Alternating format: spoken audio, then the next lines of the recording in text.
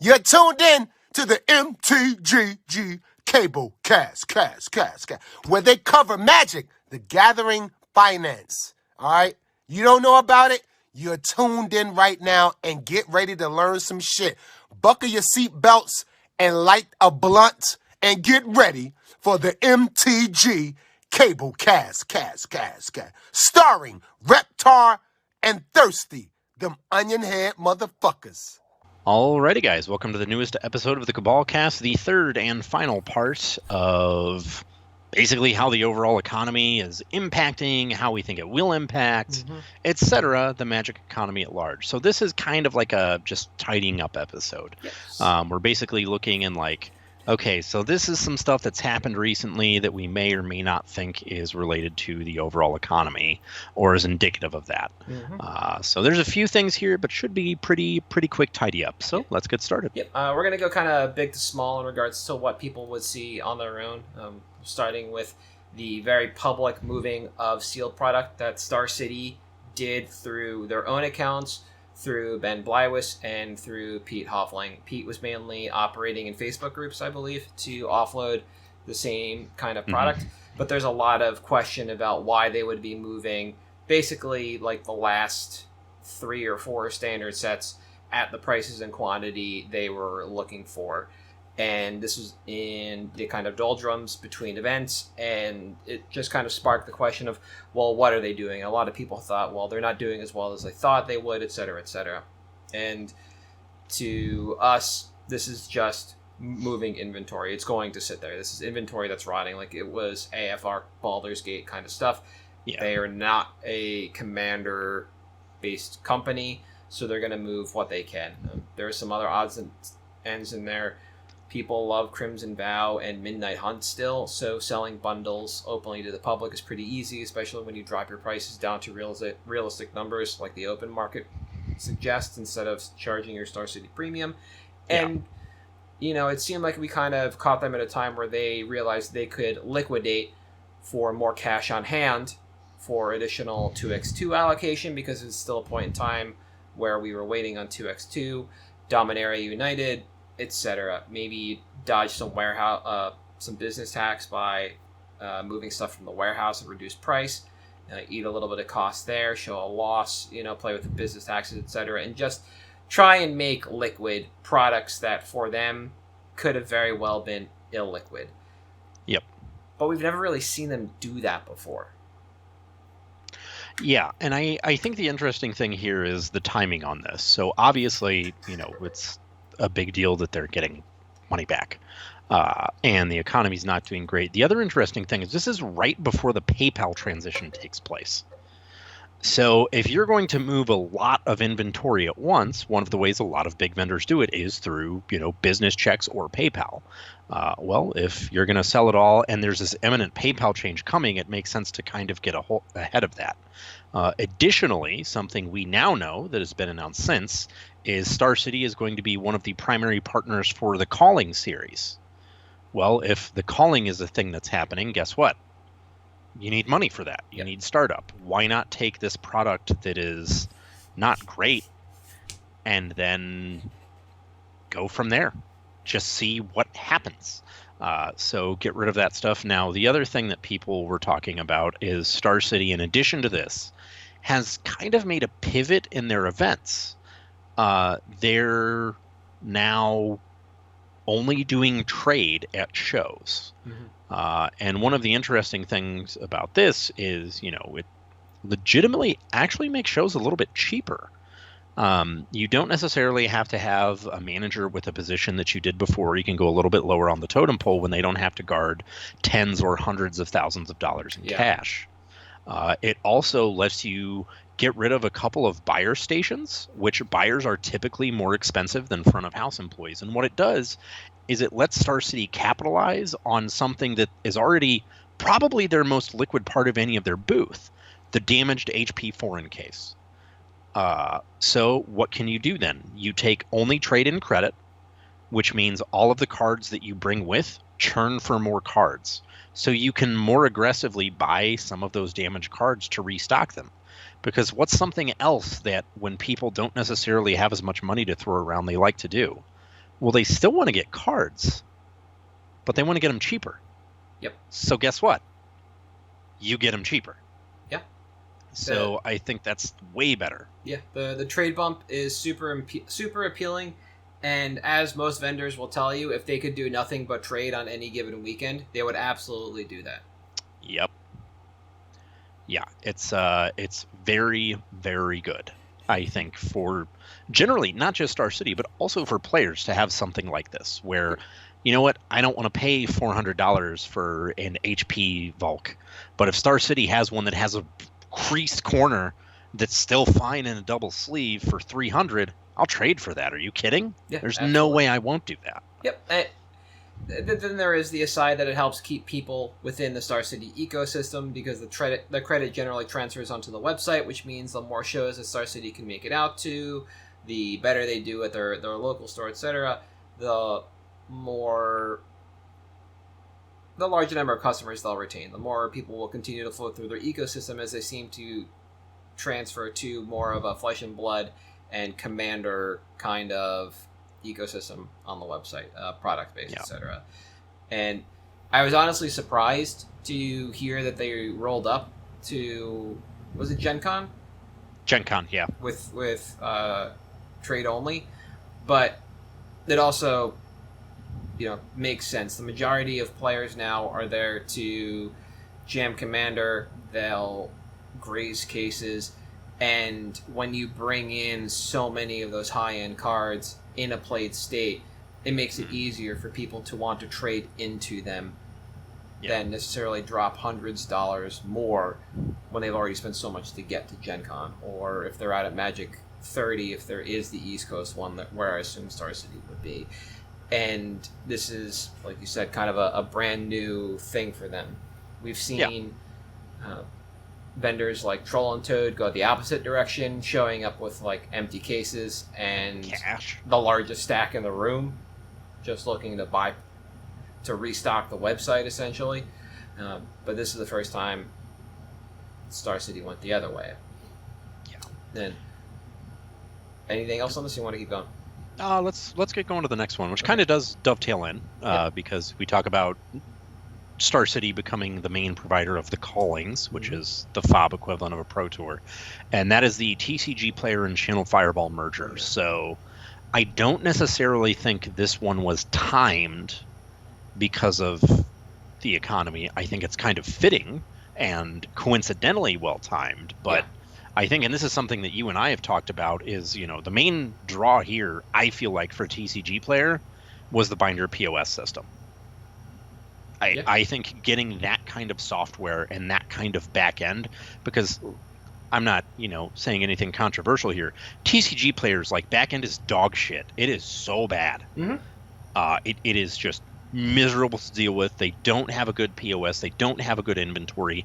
None of that stuff is good, but it's stuff that as part of like TCG Pro or whatever, they want you to have. And now having that back end is good. I think the timing of this, the way in which it does tie into the economy, is Sasso, has been trying to get out of this for a while now.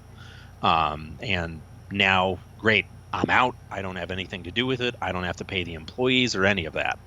And I think that this also, again, we touched on this before, the CFBE thing, I think, is probably the most surprising part of this, because everyone knew CFB fired all of its employees. Most of us didn't know it still existed.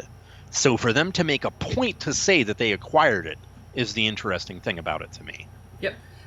Also, of note, from the previous episode, we mentioned that LGSs need to look for additional revenue streams, and if they weren't already sold on the CFB marketplace, bringing it into the TCG Player ecosystem does offer that opportunity for the LGS. So as far as TCG Player and CFB are concerned in regards to the economy overall, it really is not like the most important thing that needed to be done in either direction, but this does continue to push the narrative that the LGS does need additional revenue streams. They need additional ways to sell their products besides in store.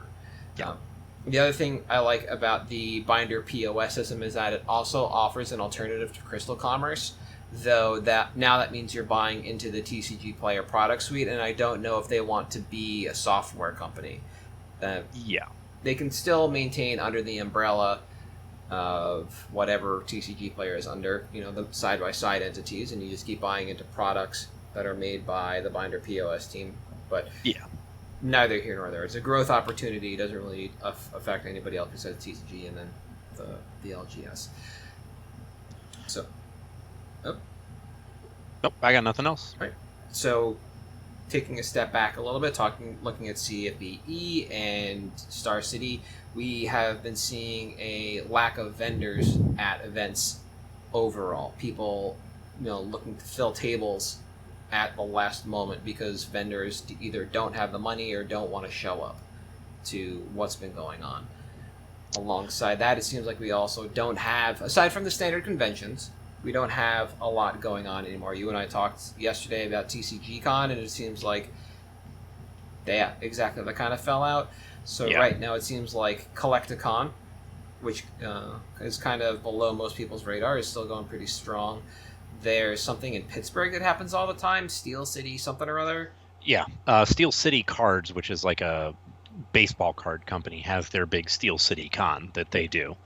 And it's kind of, it's shifted less and less about Magic events and more about just general nerd shit events, really. Yeah. I don't really think there's anything that, we're saying that's controversial. We do have, as far as we know, in like 10 days, I think is probably maybe the last TCG Con in Tampa, which is interesting because Tampa TCG Con was the first big event post-COVID, and it was insane, supposedly. So it'll be interesting to see how it is now. Mm-hmm. I think, what you're seeing is not just this shift towards these, like, I don't want to call them fringe events because they're not really fringe events at all, but less mainstream events. Yeah. Is, I think, it is an impact of the economy because people are less, partially economy, partially pandemic, partially a few things. But, you want to go broader strokes with this stuff to get a more captive audience because you need that attendance for the event to be worth it. Yes. And I think that, Gen Con obviously is Gen Con. That's going to happen regardless. But, this is kind of belied by the fact that, vendors aren't showing up as much because people aren't showing up as much. And people aren't showing up as much because it's more expensive. Take a look at Magic 30. The only way that I could tell on the website to get a pass for the Command Zone was the Ruby ticket, which is $350 because the Command Zone is not itself a free add-on. Correct. So I fully expect people to just be in the halls playing. Yeah. On the floor, whatever. And the only way you could play your own Commander deck at that event, if it wasn't in the Command Zone, and not deal with some weird archenemy style rule base they wanted to slap on top of it, was the 1C EDH event that they were going to host. Everything else had some set of words to describe a rule set that we don't know about yet that's going to be put on top of a Commander event, and I believe the overwhelming majority of them also involved you getting a pre-con to start the events. They did. So there's a lot of to-do about that. Star Cities also announced the last 4 events for the year. We have, starting this coming weekend, August 19th, as of this recording, is Baltimore. Then September, October, and November, basically all about a month apart, and they're going to be Magic, Fab, etc. And we already talked about that, where you have this kind of commingling of players and vendors, that segregation of vendors based on what they're there to do, and then a continued displeasure from the vendor side of things as you have a disproportionate number of players to vendors of that particular type, making it difficult to work with. We haven't mentioned it in a while, but a lot of people will tell you that used to work the Grand Prix circuit. You wanted about 100 players to every vendor or something thereabout. Anything more, and it would just be insane from the vendor side of things. And I don't mean like from a cash flow. I just mean from the ability to get work done. It's just going to be bad customer service all around because you can't keep up. Anything less, and you start getting vendors who are just sitting there doing nothing. because the players are so spread out around the room. There's no concentration, and there's too much overlap in product, which is a weird thing to think about. But it happens. Exactly. And it's been happening more lately, which somewhat nicely dovetails into the next point, unless you have anything else. No, not really. We were seeing a bunch of aggressive buy numbers at shows. So we tweeted out from SCG Richmond and another event in April as well, a bunch of buy lists from Cool Stuff, from 95, and from Magic Corner. And we basically see, aside from Cool Stuff, who has a board of just kind of lower end cards that I've brought up on the screen now, we see a lot of high end float. So we see 95 Floating Library of Alexandria at $2,700, UC at $775, Valk at $775. We see them float across multiple events, and then we see Magic Corner floating HP Valks at 500 and Trops at 450, kind of as like a quantitative easing for the populace. Like, hey, you can out your cards for a really good amount, and we have no problem sitting on them because vendors know that they will have their out in time. It could be that same event, it could be an event down the road, it could be through their website. But when they have the ability to just reach a national audience, they will do so. And they will be able to move these cards. Yeah, and that's also important because we're seeing some vendors overseas for the first time. Mm-hmm. So what do you do when, to address our last point, there's not as many people there? You have to pay more money. So the Magic Corner list that we shared, basically, where you had HP Volks at 450, 500. Okay, well, that's a pretty big deal. Yes. Especially when you consider, let's take a look. As of right now, this recording, an HP Volcanic Island is, guess what? $500 on TCG. That's low. Mm-hmm. So when you have that out that you can take it back to, and you want to be competitive when there's maybe 600 people there with 12 vendors, that's what you have to do. So, and this was granted prior to the euro being equal to the dollar, but nevertheless, this is something that, you're when you are trying to make money, sometimes you have to make your margins smaller to keep the churn going. You can't necessarily always offer the same numbers because, we're not where we were 4 years ago, where it was the same vendors at every single event, and you had that kind of brand loyalty because you knew what Toa was, you knew what Moose Loot was, you knew what Cool Stuff, what Strike Zone, what all of these companies were. They weren't just the best number in the room. Now we're kind of back to that, well, they're the best number in the room, so I'm just going to go to them. Go straight to them. Yep. And I think that's, very important as a vendor to recognize, look, if, I know Magic Corner is going to be in an event. All right, well, when you're paying $500 for a UC and I'm only paying $350 in store, I've got 20 of these things that are going to sit here. I guess I'm going to unload some of them to Magic Corner so I can get some churn going. Yep. Pay bills. Yep, the vendor-to-vendor stuff we talk about usually happens on Sunday. Sometimes it happens ahead of time if you're going to set up a large enough deal, and that is works off buy list, right? Yeah. So again, we'll use Magic Corner as an example because they have the easiest to see buy list with the duels. I'll bring it up again. You know that the previous show you were at a couple weeks ago, their numbers for duels right here, very easy to see. So one of your Magic specialists hits up their specialists like, look, this is what we've got, this is what we want to move, let's get something done. And that will not affect the buy list at the show. That's just based off the buy list numbers that you know that are in front of you, and that happens all the time. B2B is usually popular just behind the scenes. Yep. It is not something that is fringe, like the next topic we'll get into, but it is a known quantity and something that's done all the time to keep that churn going, because everybody's player base is different. The personality of everybody's player base is wildly different, or consumer on the website. The profile is different. So you have to say your customers, your profile. And you also can't turn off your buy list. No. So you might stock up on UCs unnecessarily because they're on your buy list, but you know where your outs are. Yep. So you can keep that churn going. You make that outreach. So something that's a little more fringe that we just saw about 2 weeks ago is the sale from Heritage Auctions of a BGS Timetwister graded a 5, which is exceedingly low for the amount that it sold for. It is. Yeah. What did it go for?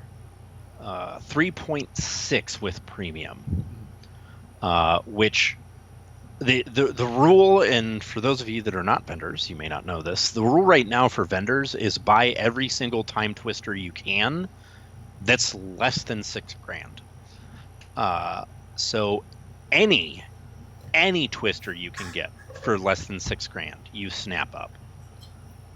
So here's an opportunity where you can make a little bit of money, because Heritage has these daily auctions, these weekly auctions, these monthly auctions, and obviously they get a ton of, traffic on their sports cards auctions. They've got the 52 Mantle that's about to set a record, but a lot of people don't realize they have some very good TCG auctions as well. Oh yeah. Especially because a lot of this stuff just ends up as like CGC slabs. Well, nobody wants those, and nobody goes to Heritage. So you combine those two things, and you actually end up pretty okay with everything. Mm-hmm. Yeah. So, yeah, we knew Heritage was getting into the game. It's a note we've had floating around since we started the podcast, and it was something we were kind of waiting to really see. And if you take a look at the strand on our website, after searching for a Magic card, it's just kind of everything you would expect. Everything from duels to power to a Charizard. It's up there. Yeah. And they're moving it. And Heritage getting into the game means kind of that this market is in a more mature spot right now. Yeah. One of our first guests talked about the coin market and the graded coin market compared to the graded Magic and CCG market, and how age plays into the legitimacy and pricing for individual grading houses and then the market on the whole. Yeah. And Heritage Auction is huge into, I guess, graded coins and graded sports cards. So seeing this stuff moving reliably, moving at a premium is exciting. I did not know that there was a call out for Twisters, but it is the one piece of power that I knew that perpetually lagged behind, despite being the only one that everybody wants, because it's legal in Commander. And I think as far as Canlander is concerned, that's basically Commander, where you have a point system for some of the most powerful cards in the game. It is, by points, the cheapest piece of power, I think. I believe so, yeah. Not 100% on that, but I believe it's the case, and that's why you see a lot of people jamming blue, is because you still got a piece of power. So, yeah. It is what it is. Oh, there's 17 unlimited Twisters on TCG Play right now. It's a lot. Yeah, just curious to see. They're all floating above 6K, so yeah, that was kind of right in the spot. I don't think any of them are graded though, so we'll see what goes on. But as far as just the kind of potpourri information we wanted to give, is there anything off list that you want to touch on? No, I think one of the biggest things is honestly like this is a time to explore and monitor new markets, i.e. Heritage. Stuff like that, to kind of see what kind of liquidity is there, because at this point, stuff's not moving fast. So if you can take a little bit of time and not necessarily invest the money, just invest a little bit of time in looking into that stuff, doing a little bit of research, I think that's huge. Mm-hmm. And this is the time where, to me, it makes sense to do it, because, you know what? Hey, stuff's not moving. I can gather some research. I don't have to be super fluid and flexible. I can look into venues I haven't looked into to make cards more liquid or to improve acquisitions, and just not care. Yeah. I think it's good to know. That's basically just the running theme of these 3 episodes. Yeah. All right. So I can't remember who went first last time we did picks, so I'm just going to babble on. Yeah, go for it. All right, my pick this week is Idyllic Tutor. Yeah, I love that card. Yeah, Theros Beyond Death. A solid reprinting from Morningtide. I added this to my list to watch in June when it was a solid $6.48. CK was buying at $2, and it's gone basically nowhere in regards to market after all adjustment, and what we missed out on was CK Biolist doubled up, or a little more than double, to about $4. Now, this card, you read it, you understand it. Just 2 and a white sorcery, search your library for an enchantment card, reveal it, put it into your hand, then shuffle your library. It's neat, it's tidy, it does one thing. So you look at this card and you think, oh, we're going to play this in enchantment heavy decks. This could be an Enchantress style deck, this could be an Auras deck, and maybe some enchantment synergies decks. And that is basically where you see it played. It's very difficult to slot this in another deck that doesn't rely heavily on enchantments, because generally you have better, more versatile tutors competing against demonic tutor, etc. And I'll talk to that a little bit later.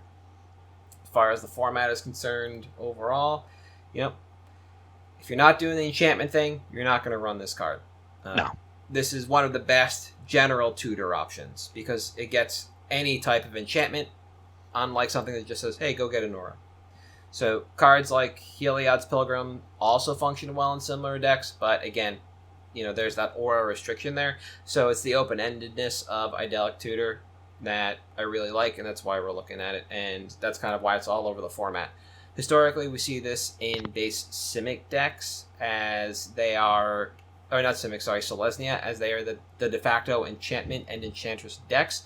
But as time goes on and we see cards like, again, Arcana Weaver, the demand for this across, more colors kind of goes up. And we'll take a look at stocks real quick. And you see exactly what I was talking about. You have Sithis and Tuvasa up at the top. You go with some mono green, mono white.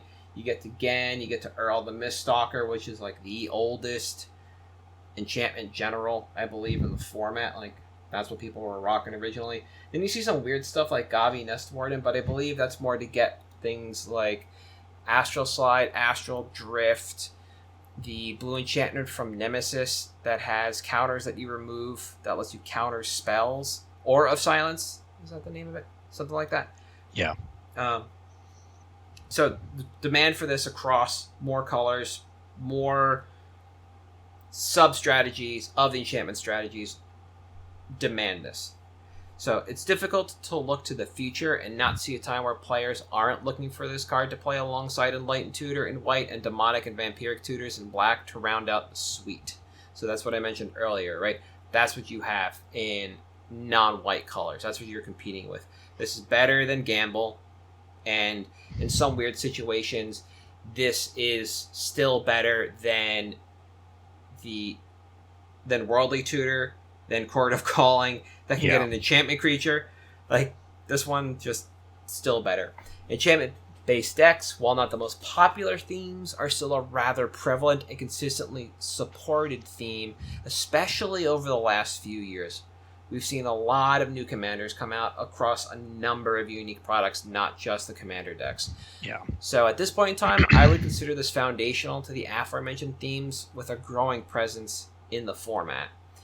As far as timeline goes, after picking this a few weeks back, when we started the series, we saw a bit of a stall on the average price, while market floated well below that, alongside a stall on buy list growth. But market in the last week or so has overtaken the average, and we should start to see consistent growth on both the open market and buy list. I would expect to see a large enough growth in price in mid-2023 so we can move these to buy list profitably in early Q2 2023. Now, something else I started to dig into was what was going on just in the raw numbers. And right around the Neo spike on stocks, that's when CK's buy list basically 2.5x's, while market price drops about 7% after Neo release. So that's the decline I just showed. Yeah. Now, 800 near mint copies have sold in over 2 months, averaging about 1 per sale, and the largest near mint quantity bought at one time was 4 in July. 360 LP copies were sold in that same time period, and the average quantity bought at once was also 1, and the largest quantity sold was also 4 in early, but this was early August, not July. There are about 800 combined near mint and LP copies left on TCG Player, so at current velocity, will run out of Nearman and LP copies before the end of the year. So this will cause a spike and should ripple through CK as people shift to buying their stock from there over at TCG Player, which in turn raises the prices on CK, and that's what's going to cause that rise in buy list. That's when we'll cash out.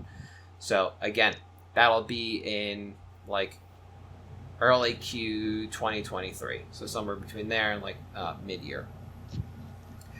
Reprint equity, I'm all shrugs about. This one is very difficult to track. Yeah. So, as mentioned, this was initially printed in Morningtide, which wasn't quite the Stone Ages of the game, but it was like mid. May as well have been. Yeah, mid to late 2000s at best.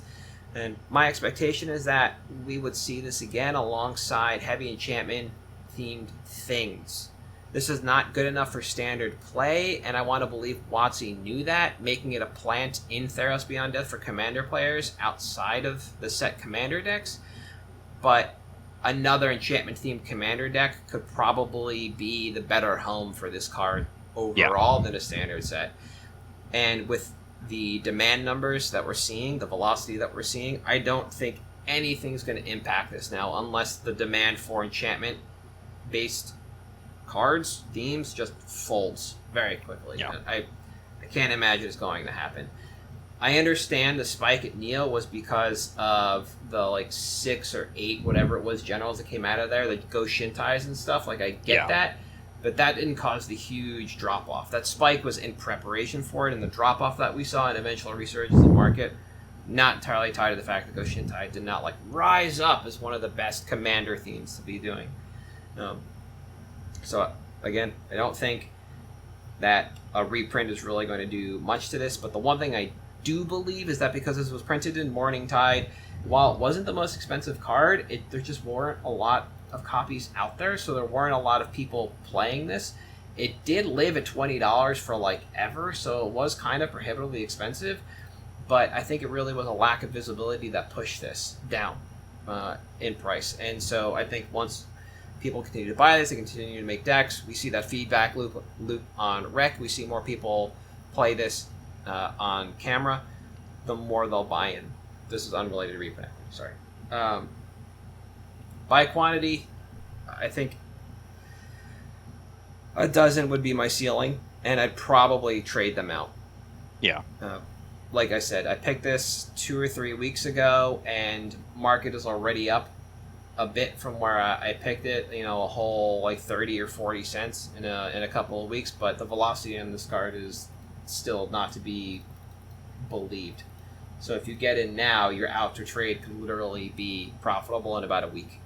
It's a really good turnaround. Literally profitable by the time you receive it from the Postal Service. Yes, which is insane to think about. Pretty good. Yeah. So that's me. Mine is something of an anomaly. So I am picking Time Spiral Remastered Gemstone Caverns. Why? Well, the card's been a flat line since it released. Taking a look at the stocks graph, our low is sitting right at around the same floor as it was when it released. So why pick it? Well, low is sitting at about $31. The interesting thing about this is over the last couple of weeks, the quantity has halved. So about 3 weeks ago, we were sitting at about 200 copies of Time Spiral Remastered LP near mint. And the last 2 days before this recording, so we're recording on the 17th, starting on the 15th, 33 copies have sold at the low price. So there's clearly an absurd amount of liquidity here. Mm-hmm. Now, obviously, it's not really centered on Constructed because there's not a lot of legacy events and there's not a lot of modern events that are requiring this, and Ad Naus is gone. So the main proponent of it in modern doesn't exist. The interesting thing is when you look at EDH Rec and the top commanders here, it's a bunch of casual fodder from Commander Legends. Now, I became familiar with this card because of CEDH. Okay. Because CEDH is incredible. I love the format. It's great. That's just not the case. Now, being that it's seeing play in casual decks, and I guess I should, as an aside, it is seeing play in Crashcade. Some. Yeah, I was trying to figure it out. It's like, I just saw this on camera. Yeah, it's in Crashcade as like a 2 or 3 of, which to me would not be enough to drive that much liquidity because Crashcade isn't exactly doing well right now. It's not like it's running the table at all of these high-end Modern events we're having. Yep. But the fact that the liquidity is there and largely buy lists haven't reacted, to me, that says that this is an opportunity to get in before the explosion. Okay. Because if there's an insane amount of liquidity, it's not really seeing much constructed play, and the play that it is seeing is in some strange commander combinations. Now, granted, a lot of these have Thrasios, Tymna, stuff like that, but a lot of them are like Crown, Spells Matter decks, stuff where you wouldn't really expect to see this. And all of a sudden, guess what? Gemstone Caverns is there. Yeah. I think that if this is a card that is now getting more casual appeal, this is where I would want to be, because this card doesn't have a lot of reprint equity. It was in Time Spiral and Time Spiral Remastered. It's a card that design-wise, obviously it was designed by World Champion. This was, back when World Champion could design a card. Mm-hmm. I think it was PVDR maybe that designed this one. This isn't exactly an intuitive card design. I think it was V. Was it? Okay, yeah, Moshvitz. Yeah, this was a design that Zvi had been kicking around forever. That's right, yeah. He was trying to make a land come into play before you started the game. Yeah. So there we go. That's where it's at. Now, I think that design kind of precludes it from a big reprint. Now, we did just have leaked by Amazon, thanks guys, Dominaria remastered. Yep. But I don't think we're in any risk of getting Gemstone Caverns. Maybe Gemstone Mine, but certainly not Gemstone Caverns. So I don't see a lot of reprint risk with this. Now, as far as depth, I'm not going too terribly deep here. Not more than, 4 to 6 maybe. And only because I really do not want to have, a bunch of them laying around, because if I'm only moving 2 at a time into Modern, and I am only moving 1 at a time into EDH, it's not the kind of thing that I want to have a ton of laying around, and that's just how it is. That's fine. But I think it's an incredibly good opportunity to get in on this beforehand. And at $30, I don't know when exactly you'll be making money back. Obviously, it could be a bit. But it's not going down clearly. You can look at the price graph. It hasn't gone down at all. Mm-hmm. And even looking at the Time Spiral one, every time that the Time Spiral run spikes and then comes back down, the floor is a little bit higher each time until we're where we are now at the $30 floor that we're seeing. Especially because Time Spiral Remastered was hit by the supply issues during COVID. It's not like there's a ton of them laying around. There's not a lot of this you're going to find. It's not like the Double Masters pallets that are over in Europe making their way through customs or whatever the case is. Yeah. Just think it's a good opportunity. This is a card that I just forget about. Yeah, I don't know. I think a lot of people do. Can't tell you how I got my copy or my 2, whatever it is, because I wasn't playing during Time Spiral, and this card had no use in any deck I was playing, so I did not pick it up in trade or buy it at a store. But I am happy that I own it, so I don't have to pay the $37 if I need it for an event, which is really the only way I would pick up this card.